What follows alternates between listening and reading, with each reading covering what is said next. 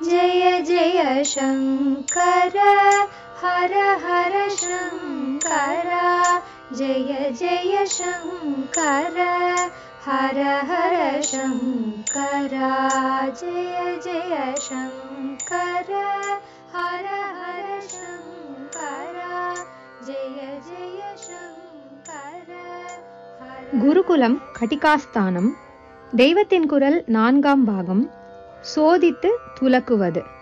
பிரகாசம் ஜாஸ்தியாவதற்கே ஒரு மணியை கடைசல் பிடிக்கிற மாதிரி மாணாக்கன் சோபிக்க வேண்டும் என்றே அந்நாள் குரு அவனை எவ்வளவோ சோதித்தார்.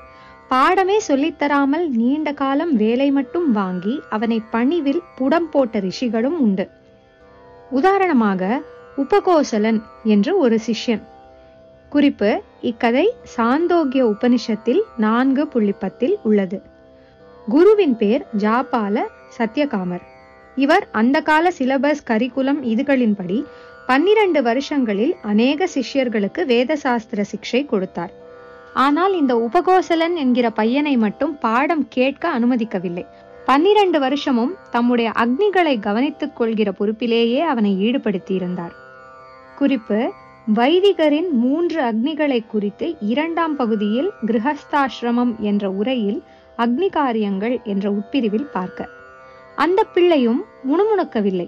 குருகுலத்தில் 12 வருஷம் வசித்தும் ஒரு பாடம் கூட கேட்காமல் அவர் சொன்ன காரியத்தையே பண்ணி கொண்டிருந்தது. அத்தியனம் பூர்த்தியானவுடன் சமாவர்த்தனம் என்று பிரம்மச்சாரிக்கு, அதாவது சிஷ்யனுக்கு ஒரு சம்ஸ்காரம் பண்ணி குருகுலத்தில் இருந்து அகத்துக்கு திருப்பி அனுப்புவார்கள் என்றும், அதற்கப்புறம் அவன் கல்யாணம் செய்து கொண்டு கிரகஸ்தாசிரமம் ஏற்க வேண்டும் என்றும் சொன்னேன் அல்லவா? இந்த மாதிரி மற்ற பசங்களுக்கு சத்யகாமர் சமாவர்த்தனமும் பண்ணிவிட்டார்.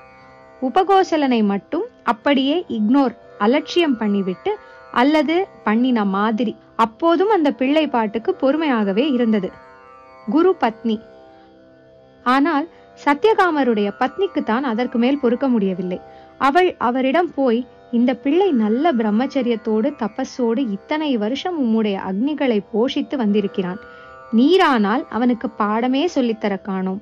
இந்த அக்னிகள் உம்மை சபிக்காமல் இருக்க வேண்டுமானால் இந்த சாது பிள்ளைக்கு இப்போதிலிருந்தாவது பாடம் ஆரம்பியும் என்று சண்டைக்கு வந்துவிட்டாள். சண்டை என்றாலும் அதிலேயும் ரசம் இருக்கிறது. அவள் சொன்னதில் இருந்து அநேக ரசமான விஷயங்களை தெரிந்து கொள்கிறோம். முதலில் குரு பத்னி என்பவள் எப்படி குருவை விடவும் சீக்ஷ பிள்ளைகளிடம் வாஞ்சையோடு இருந்தாள், அகத்தை விட்டு வந்த குழந்தைகளுக்கு எப்படி அம்மாவாக இருந்தாள் என்று தெரிகிறது. தர்ம பத்னிகளில் உள்ள 2 தினசில் ஒன்றும் இங்கே தெரிகிறது. பத்னியின் தர்மம், புருஷன் சொல்வது தர்மமா அதர்மமா என்றே பார்க்காமல் அதன்படி செய்ய வேண்டும் என்று கருதும் பதிவிரதைகள் ஒரு தினசு. நளாயினி இப்படித்தான் அழுகிச் சொட்டும் புருஷனை அவனுடைய இச்சா பூர்த்திக்காக தகாத இடத்துக்கு தூக்கி கொண்டு போனாள். இன்னொரு தினசு, பதியானவன் தர்மத்தில் இருந்து தப்பிவிடக் கூடாதே என்ற விசாரத்தில் அவனுக்கே தர்மங்களை நினைப்பூட்டுவதுதான் பத்னியின் கடமை என்று கருதும் பதிவிரதைகள். இப்படித்தான் சீதை ராமனிடம் அவர் அவளை விட்டு காட்டுக்கு புறப்பட நினைத்த போது, எந்த கஷ்ட நஷ்டத்திலும் பதியை விட்டு பிரியாமல் இருப்பதுதானே ஸ்திரீ தர்மம். இந்த தர்மத்தை உங்களுடைய தாயாருக்கு எடுத்து காட்டித்தானே அவர் உங்களோடு காட்டுக்கு வராமல் உங்கள் அப்பாவின் பக்கத்தில் இருக்கும்படி பண்ணி இருக்கிறீர்கள். அப்படி இருக்க எனக்கு மட்டும் அந்த தர்மம் இல்லையா என்ன? என்னை காட்டுக்கு வராமல் இங்கேயே இருக்க வேண்டும் என்று நீங்கள் சொல்வது எப்படி நியாயம் என்று நிரம்ப வாதம் பண்ணி முடிவில் ராமரையும் சம்மதிக்க செய்தாள். அக்னி கோபித்து கொண்டு விடும் என்று சத்யகாம ரிஷியின் பத்னி அவரிடம் சொன்னது உம்மாச்சி கண்ணை குத்திவிடும் என்று குழந்தைகளை நாம் பயமுறுத்துகிற மாதிரி இல்லை. வாஸ்தவமாகவே ரிஷிகளின் கிரகங்களில் திவ்ய சக்திகள் உயிருள்ள சாநியத்தோடு இருந்ததால் அவர்கள் தர்மவிருத்தமாக போனால் அவை அவர்களிடம் கோபம் கொள்ளத்தான் செய்யும்.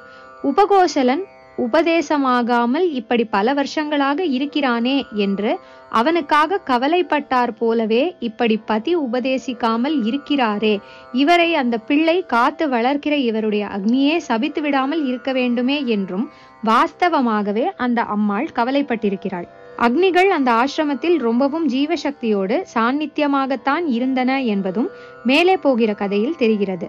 அவள் அப்படி சொல்லியும் ரிஷி பாட்டுக்கு இன்னும் சோதித்து பார்ப்போம் என்கிறார் போல் வெளியே போய்விட்டார்.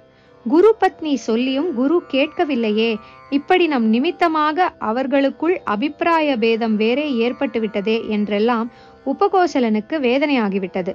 அவனுக்கு சாப்பாடே இறங்கவில்லை. ஏண்டா குழந்தை சாப்பிடாமல் இருக்க என்று குருபத்னி விசாரமாக கேட்டாள்.